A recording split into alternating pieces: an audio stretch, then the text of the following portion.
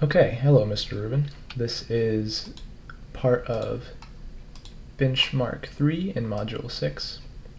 I'm just going to go over some of the code that I've changed and some of the things that the program is now capable of doing, as well as what I'm going to do by the time I submit. So if I go ahead and run this. If you remember before, let me just import some test data real quick. Alright, so if you remember before, I was able to do things like add items or view the inventory here. I could also add locations and import and export data. Some of the things that didn't work during the last benchmark was I wasn't able to remove locations, remove items, or edit locations. But all 4 of these things now work. So just as a demonstration, let me make this a little bit bigger. Let's say that I want to rename location B. I could go up here and edit location, and it's asking me enter the name of the location you want to edit. I'll say location B.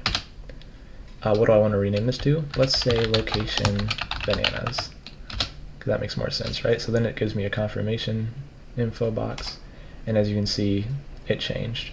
And this also changed everything stored at location B. So if I search for pairs, you can see it's changed the location that the pairs are being stored at. So since this is location bananas, it doesn't make sense to have pairs here. We should move these up and move bananas down. So that demonstrates how edit item works. Let's say I want to select location bananas. I can say location bananas, and then pick the item in it I want to change. So I'm going to pick pairs. I don't want to rename pairs, so I'll just cancel by hitting cancel. But I do want to move. So I'm going to move pairs to location A.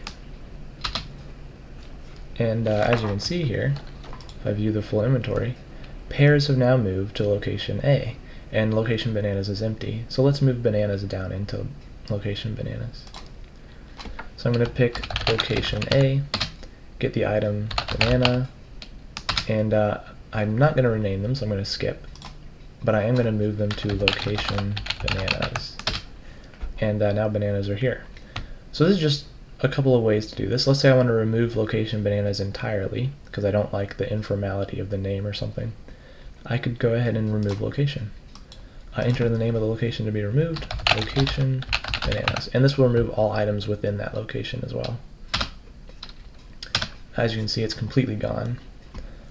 I could also remove items directly from location A by typing pair and saying I want to remove, say, 5 of them, and I want to remove them from location A.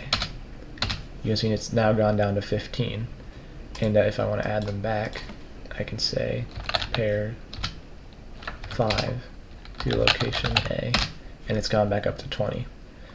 Now if I did add, say, pairs 5 to location A, it would add a whole new category here, as you can see.